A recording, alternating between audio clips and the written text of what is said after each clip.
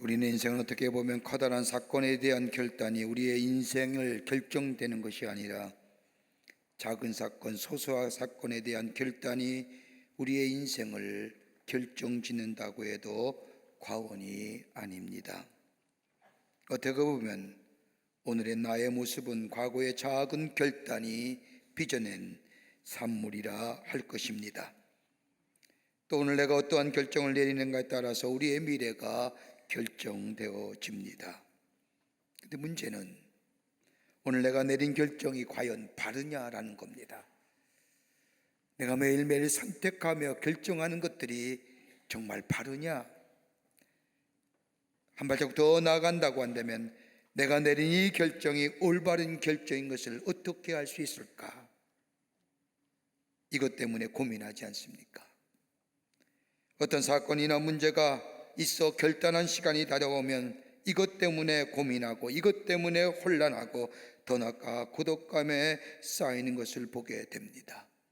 이 중압감을 못 이겨 쉽게 결정해버리고 쉽게 결정으로 인하여 내게 닥쳐진 이 실패와 더불어 낭패는 참으로 감당하기 어려움을 보게 됩니다.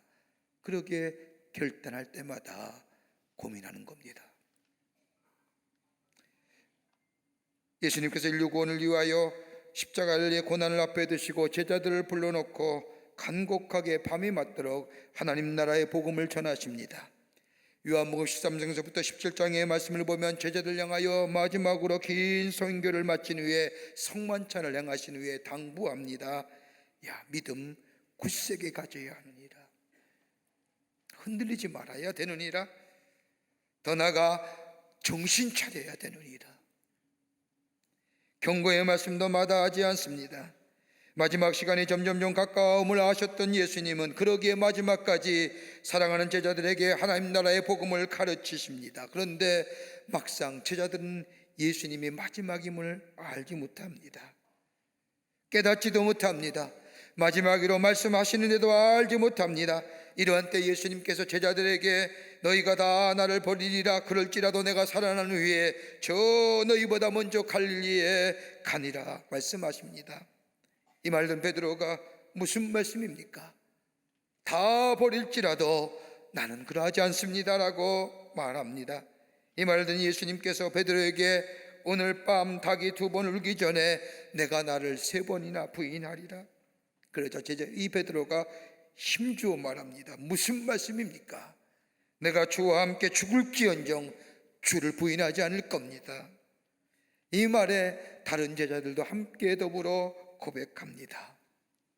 그리고 시간이 지난 후에 베드로는 예수님의 말씀처럼 장담하고 맹세했지만은 그 고백과 결단은 여지없이 무너지고 다른 사람의 조롱과 수치와 자존감이 깨어지는 참으로 부끄러운 인생으로 전락된 것을 보게 됩니다.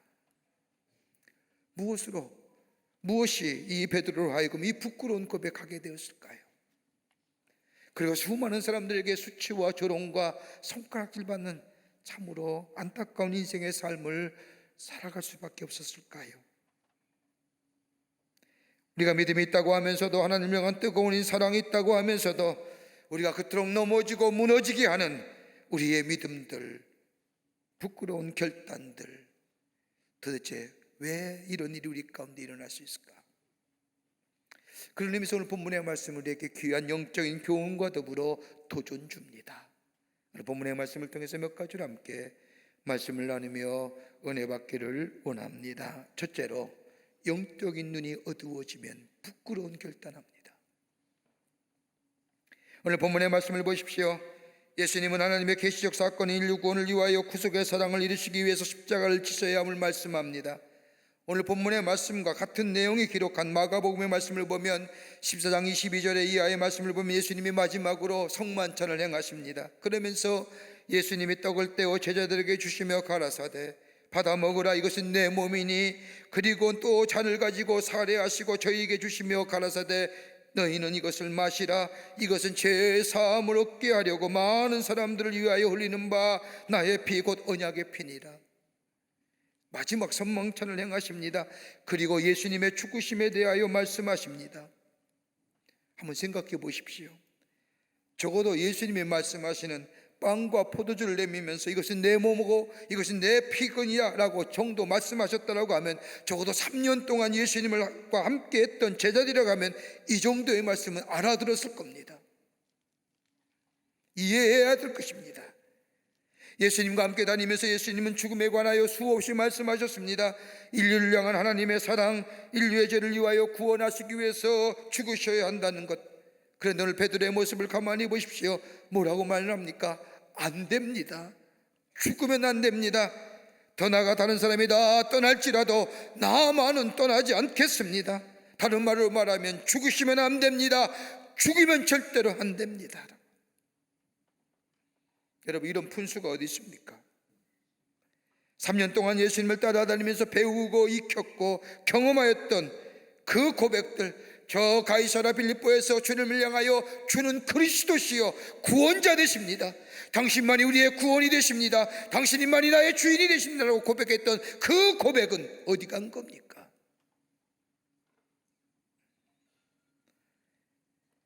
왜 이런 고백이 일어났을까요?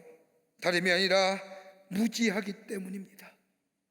지혜가 부족하기에 예수님이 하시는 말씀의 의미를 깨닫지 못하는 겁니다. 무지하고 지혜가 없으니 영적인 눈이 감겼습니다. 어두워졌습니다. 영적인 눈이 어두워지니 다시 말해 예수님이 무슨 말씀하시는지 이해가 안 되는 겁니다. 알지 못하기에 무지하게 관용합니다. 무지하게 다른 사람을 괴롭게 하고 더 나아가 자기도 괴로워하며 다른 사람도 괴롭게 하며 자기도 망할 뿐만 아니라 다른 사람도 망하게 합니다. 다가올 하나님의 나라와 더불어 하나님의 계시적인 사건인 십자가와 더불어 하나님의 노예 속의 은총을, 놀라운 은총을 예수님은 말하였건만, 예수님의 죽으심은 인류의 구원을 위한 죽으심이요 하나님의 계시적 사건이요 하나님의 구속적인 사건이라고 얘기하셨구만, 그 십자가가 하나님의 사랑이 나타난 바 되었고 하나님의 공의가 나타난 바 되었다고 말씀하셨건만, 베드로는 그 예수님의 십자가에 아니 됩니다. 알지 못하고 깨닫지 못하고, 그리고 오늘 예수님이 말씀하신 게 무엇을 말하는지 알지 못하는 베드로, 왜요? 왜 그랬을까요?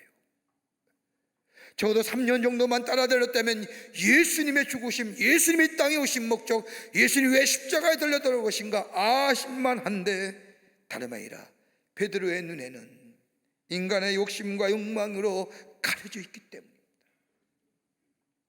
여러분, 인간의 욕심과 욕망으로 가려져 있으면 하나님의 놀라운 사랑을 발견하지 못하고 하나님의 공의와 정의를 보지 못하는 거예요. 그러기에 마태복음 19장 27절의 말씀을 보면 베드로가 예수님께 묻지 않습니까? 우리가 모든 것을 다 버리고 주를 따라 싸운즉 우리가 무엇을 얻으리까?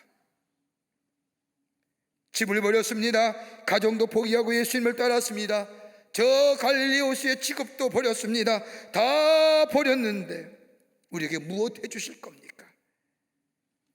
다 버린 것 같았지만은 그의 마음에는 공명심과 더불어 자신의 욕망, 자신의 세속적 효용 버리지 못했습니다.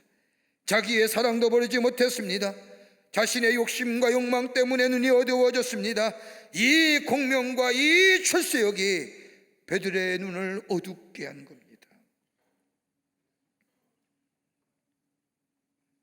하나님 지혜가 없으니 내가 누군지 모르는 겁니다.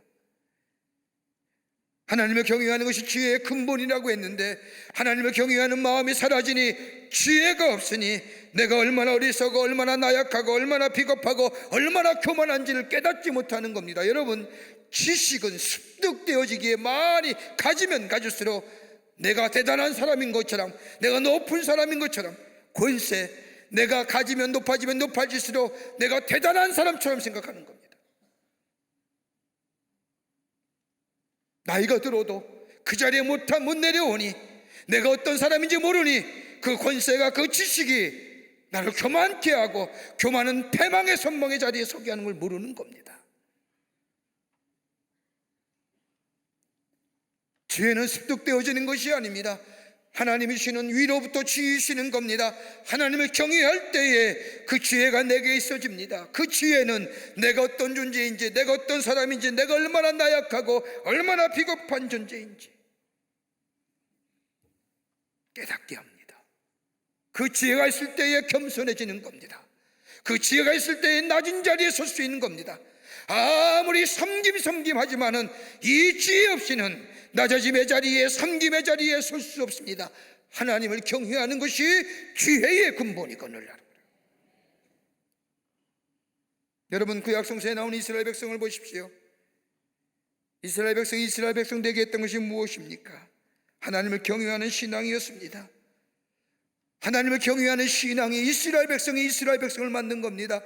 그런데 하나님을 경외하는 신앙이 무너졌을 때에 하나님을 만홀히 여깁니다. 하나님을 경히 여깁니다. 하나님과의 관계가 무너지니, 영적인 교제가 무너지니, 거기에 경건성이 무너지고, 경건성이 무너지니 도덕성이 무너지고, 도덕성이 무너지니 인간성이 무너지고, 인격이 파탄되는 겁니다. 우리 사회 지금 그렇지 않습니까? 하나님과 관계가 없니요, 제 아무리 많이 배웠고 많이 알면 뭐합니까? 그 안에 도덕성이 무너지고, 그 안에 경건성이 무너지고, 인간성이 무너지고, 인격성이 무너져 내려가는 거 아닙니까? 부끄러운 삶 되는 거죠.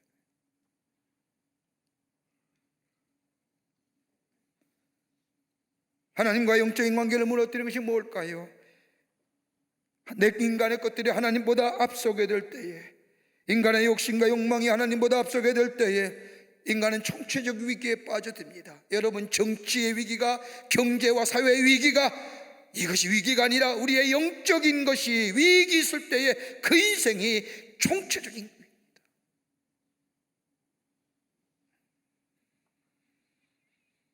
하나님과 영적인 관계가 무너진 이 베드로 옆에 예수님이 계십니다. 예수님이 옆에 계십니다. 불구하고 베드로의 마음속에는 예수님이 아니 계시기에 예수님이 왜 이런 말씀하는지, 왜 예수님이 이 이야기를 깨닫지 못하는 겁니다. 인간의 욕심과 욕망으로 눈이 가리워진 거지요.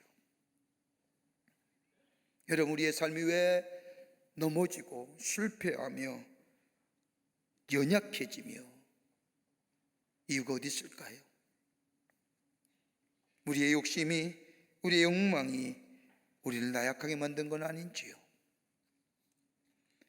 그러기에 갈라디아 5장 24절의 말씀을 보면 바울은 그리스도 예수의 사람들은 육체와 함께 그 정욕과 탐심을 십자가에 못 박았느니라. 십자가에 못 박는 거예요. 그리고 내 안에 예수가, 그 욕심과 욕망의 자리에 예수가 계실 때, 예수를 바라볼 때에 승리하는 인생 되는 거예요. 여러분, 조정경기 아십니까? 조정교의 특징은 목표를 등지고 노를 젓는다는 겁니다. 일사불란해야 결승점에 도달할 수 있습니다. 어떻게 하면 그렇게 끝까지 일사불란하게 질주할 수 있을까요? 결승선을 보지 못하면서도 어떻게 초점을 결승선에 맞추며 그 일사불란하게 노를 지을 이유가 어디 있을까요? 해답은 조타수 있는 겁니다. 선수들은 결승점을 등에 지고 있지만 조타수는 결승점을 봅니다. 그리고 확성기를 통하여 뒤에 있는 사람까지 들리도록 결승점이 어딘지, 어떻게 노를 저든지 가르쳐 줍니다. 노를 짓는 사람은 조타수를 똑바로 바라봐야 됩니다. 조타수의 말에 귀 기울여야 됩니다. 그 명령에 순종할 때에 비로소 결승점에 도달하여 수많은 사람들의 환호와 환성과 영광을 들을 수 있습니다. 우리의 삶에 조타수는 어떤 거지요? 욕심이세요? 아닐 겁니다. 내 욕망이 아닐 겁니다.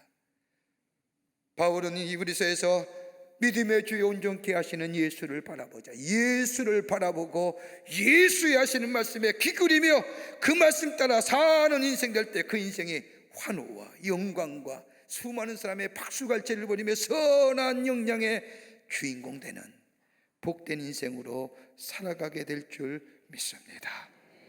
들려오는 주의 말씀에, 들려오는 주의 말씀에. 두 번째는 기도 없이 맹세할 때에 부끄러운 삶 삽니다. 기도 없이요. 기도 많이 하고 하나님과의 관계에서, 하나님과 나와의 관계에서 결심해야 하는데, 그리고 기도하면서 있어야 그 결심이 지켜나갈 수 있는 건데, 오늘 베드로의 모습을 보십시오.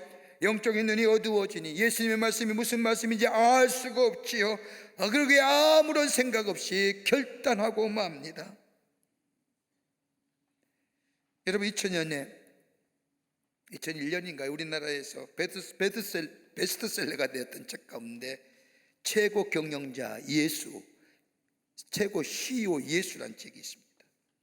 리더십에 관한 책인데, 이 책은 광고회사를 경영하는 로라 베스 존슨이라고 하는 여사가 쓴 책입니다. 성경에 나타난 예수님의 모습을 쭉 연구하면서 예수님의 리더십이 도대체 어떤 것일까 연구해 봤더니 무려 85가지의 예수님에 관한 리더십이 나왔습니다. 예수님은 진실한 미덕인 자기중심이 확실했던 사람이고, 솔선수범했던 분이고, 사명감에 충실했던 분이고, 다른 사람의 의견에 귀 기울였던 분이고, 이렇게 85가지의 예수님의 리더십을 얘기한 후에 결론적으로 그보다 가장 중요한 것이 있었는데, 다름 아닌 우리 예수님은 어떤 일을 하시기 전에 기도하셨다. 그리고 기도로 마치셨다라고 하는 거예요. 기도로 시작하고 기도로 마치셨다는 겁니다. 여러분, 예수님의 공생의 시작도 광야의 40일의 기도하심으로 시작했습니다. 그리고 예수님의 마지막도 기도하심으로 마치시며 십자가를 지셨습니다. 그것이 겟세마네 기도입니다. 예수님의 영적인 위기입니다. 다른 것으로 위기를 극복한 것이 아니라 하나님 앞에 기도함으로 이 영적인 위기를 극복하셨을 뿐만 아니라 하나님의 구속의 사업을 완성했던 것을 보게 됩니다. 여러분, 그리스도인의 강력한 무기가 뭘까요? 기도입니다. 기도가 먼저 되어야 됩니다. 기도하지 않는 사람은 그리스도인이 아닙니다. 혹자는 말합니다. 의지가 있고 열정이 있으면 되지 않느냐. 근데 여러분의 의지 믿을만 합니까? 여러분의 패션 믿을만 합니까? 쉬 사라지는 게 열정 아닙니까? 끊임없이 비전을 주고 끊임없이 목표가 되어야 돼. 거기에 패션이 생기는 거지. 그냥 가만히 있어서의 패션이 사람 되는 거 아닙니다. 그런데 그 끊임없는 목표와 끊임없는 내 안에 주는 목적을 어디다 가져올 겁니까? 여러분, 아내에 대한 변함없는 사랑 갖고 계십니까? 남편에 대해서 변함없이 사랑하십니까? 웃으시는데 웃는 건 뭔가 문제가 있는 겁니다. 여러분, 남편을 위해 기도해 보신 적 계십니까? 간절한 마음으로, 아내를 위하여 간절한 마음으로 기도해 보신 적 계십니까? 아내를 향한 간절한 기도와 남편을 향한 간절한 기도가 있을 때에 그 사랑은 지속되어지는 겁니다. 기도할 때예요. 요즘 황혼이 늙어서 이혼하시는 분들이, 나이 드셔서 이혼하시는 분이 많다고 하는데, 여러분, 남편을 위해 기도해 보세요. 아내를 위해 기도하세요. 기도하게 될 때에 기도에 임해야 되지 않고는, 기도에서 사랑의 영을 받지 않고는 사랑하기가 쉽지 않습니다. 자기 의의를 믿고 자기의 결심을 믿고 자기를 의의를 믿는다는 것만큼 어리석은 일이 어디 있습니까? 내 의지와 내 굳은 결심 가지고 되는 것이 아닙니다. 기도할 때에 승리의 비결이 있습니다. 예수님 가만히 보십시오. 예수님이 십자가의 구속의 사건을 앞에 두고 그 엄청난 사건 앞에, 하나님 앞에 땀이 피가 되도록 기도하십니다. 문제 해결을 다른 곳에 찾는 것이 아니라 하나님 앞에 자신의 문제를 내어놓고 기도함으로 그 기도 속에 문제 해결을 찾습니다. 예수님의 겟세마네 기도 보십시오. 예수님은 그 안에 기도의 자세와 기도의 내용과 기도에 대한 응답이 있습니다. 예수님의 기도의 내용이 뭡니까? 마태복음 26장 38절의 말씀을 보면 내 마음이 고민하여 죽게 되었습니다. 고민입니다. 인간적 고뇌입니다. 여러분, 예수님의 인간적 고민이 여러분 단순히 짧은 33년의 생애를 사신 것에 대한 미련과 회한과 그런 차원의 고민이었을까요?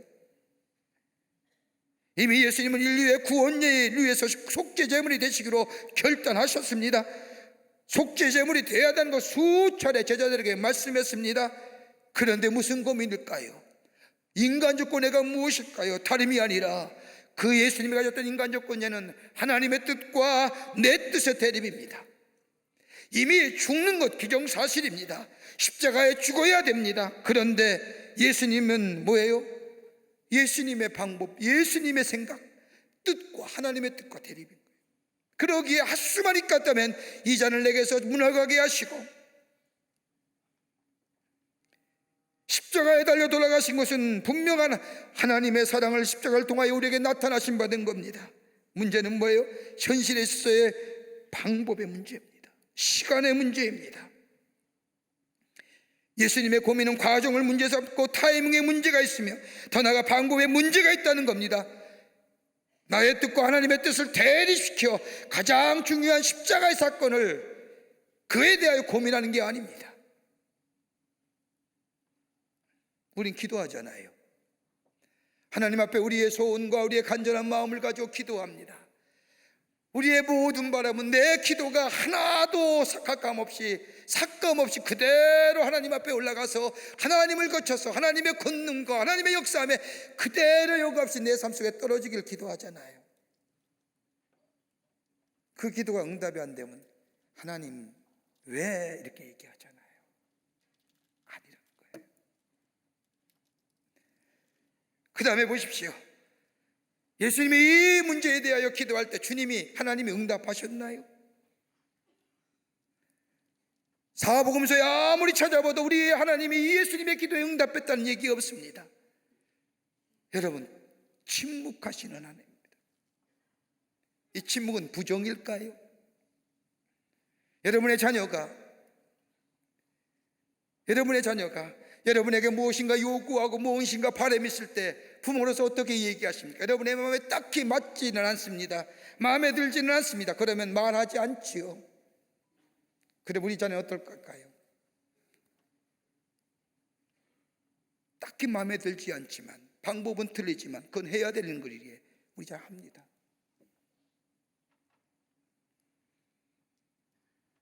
침묵하는 하나님 모습 속에 기도의 응답이심을 믿고 우리 예수님 그대로 순종합니다. 하나님께 전적으로 위탁하지요.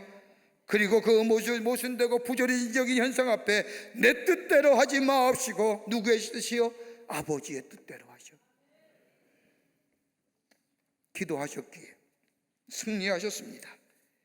기도하셨기에 십자가의 고난도 넉넉히 지셨습니다. 베드로 보십시오. 결정적인 순간에 기도 없습니다. 하나님의 뜻 묻지 않습니다. 자신의 기분과 자신의 뜻대로 결정해버립니다.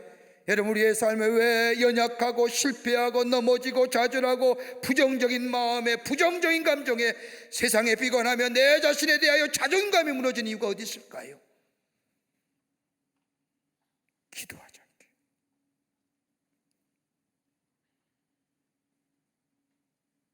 기도하는 겁니다.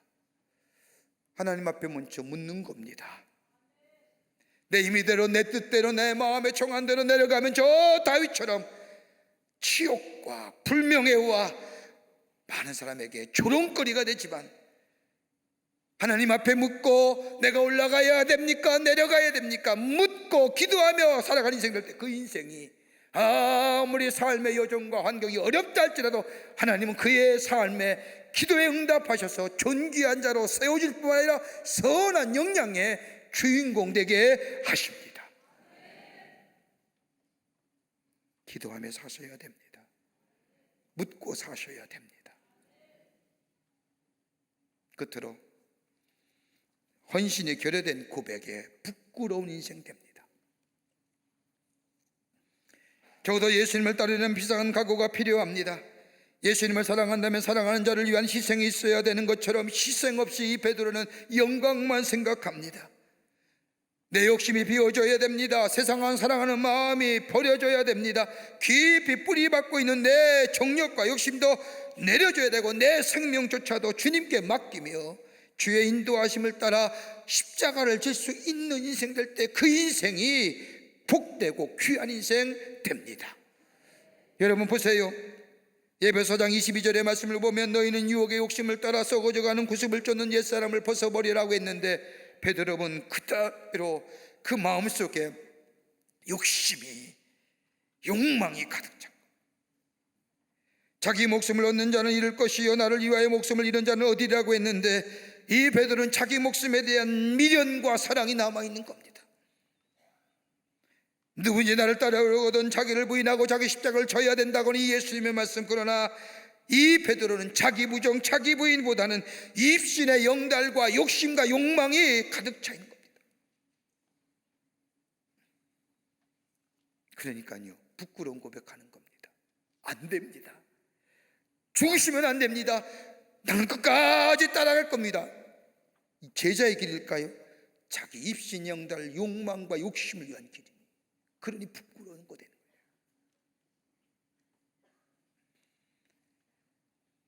어떤 분이 아내의 강권한 권유에 따라서 예배에 참석했습니다. 아내가 집에서 늘 찬송을 흥얼거리게, 찬송에 대한 전이해가 좀 있습니다. 아내가 가장 잘 부르는 찬송은 입으로 흥얼거리는 내 주여 뜻대로 하옵소서라고 하는 찬송을 집에서나 늘 흥얼거리게, 이 남편은 그 찬송을 알고 있는데 막상 예배에 참석하니 그날따라 그 찬송을 부르는 겁니다. 얼마나 좋던지. 찬송을 따라 부르는데 3절에 와서 이 남편이 찬송이 뚝 멈춰진 겁니다. 다름이 아니라 찬송을 잘 부르다가 살든지 죽든지 뜻대로 하옵소서라고. 옆에 있던 부인이 예배를 마치고 나가면서 여보 찬송을 잘 따라 부르다가 왜 3절에 살든지 죽든지 뜻대로 하옵소서라는 곳에 왜 찬송을 멈추고 입 꽉 다물고 있었어? 라고 묻자 남편이 대답하기를, 가사가 마음에 안 들어서. 왜? 내가 예수 믿는 것은 살자고 믿는 거지 내가 죽자고 믿는 거 아니잖아. 여러분, 그러니까 능력이 없는 거예요. 능력의 역사가 안 나타나요. 내가 죽어줘야 그 안에 예수 그리스도의 능력이 나타나는 건데, 내가 죽어줘야만이 거기에 역사가 일어나는 건데, 내가 살아있으니 하나님의 역사가, 하나님의 능력이 내 안에 역사할 공간이 없는 겁니다. 하나님의 능력은 한이 없는데 내가 스스로 하나님의 능력을 한계짓는 겁니다. 그러면서 하나님의 능력이 없다고 얘기하는 겁니다. 하나님의 능력은 한이 없으십니다. 내가 내려놓고 내가 죽게 될 때 주의 능력이 나타나는 거지요. 옛날 로마가 기독교를 핍박했을 때에 로마 정부에는 이런 인사법을 유행시켰다고 합니다. 사람을 만나면 가이사는 우리의 주인입니다. 그러면 그 인사를 받는 상대방이 예 가이사, 그렇죠, 가이사는 우리의 주인입니다 라고 대답하는 인사법을 로마의 다 사람들에게 하겠다고 합니다. 그런데 그리스도인이 그 인사를 받으면, 가이사가 우리의 주인입니다 라고 인사를 받으면 그리스도인은 이렇게 대답합니다. 아닙니다, 예수님이 우리의 주인이십니다. 그러면 그 자리에서 잡혀 순교당했답니다. 예수 믿는 건 자기에 대한 희생이죠. 내 거 꽉 쥐고는 하나님의 축복을 못 느껴요. 하나님의 능력이 제한하는 겁니다. 내가 내려놓고 내 것을 내려놓고 내 희생이 있을 때 그때 주님의 능력이 내 안에 임하여 나로 하여금 존귀한 자로, 많은 사람에게 선한 영향의 주인공으로 주께서 우리에게 약속하신 것처럼 우리의 삶이 아름답고 풍요로운 삶으로 하나님 우리에게 만들어 주십니다. 기도해야 됩니다. 기도하셔야 됩니다. 그뿐 아니라 희생이 있어야 됩니다. 주님과 깊은 영적인 교제함에 주님만이 나의 구원의 주라고 고백되어지는 그 인생이 하나님이 인도하시고 지키시고 세워주시고 선한 영향의 주인공 되게 하셔서 하나님의 살아계심을 증거하는 복된 인생으로 세워주실 줄 믿습니다. 이런 인생으로 살아가신 여러분과 저와 되시기를 주의 이름으로 축원합니다. 하나님 감사합니다. 사랑하시고 하나님의 자녀 삼으셨는데 그 사랑과 그 은혜 잊어버리고 내 욕심과 내 욕망으로 그래서 넘어지고 쓰러지고 부끄러움 당할 때가 많이 있음을 주님 앞에 고백하며 회개합니다. 하나님, 내 마음을 주께서 자종하여 주시고 성령이 내 마음에 임재하시어 우리의 시선이 예수께 향하게 하시고 주님과의 깊은 영적인 교제함의 기도 속에 내 것 내려놓음의 역사 속에 하나님의 역사가 나타나 하나님의 사람으로 많은 자들에게 선한 영향을 미치는 복된 인생으로 살아가게 도와 주시옵소서. 성령이 도우실 줄 믿으며 예수님의 이름으로 기도하옵나이다. 아멘.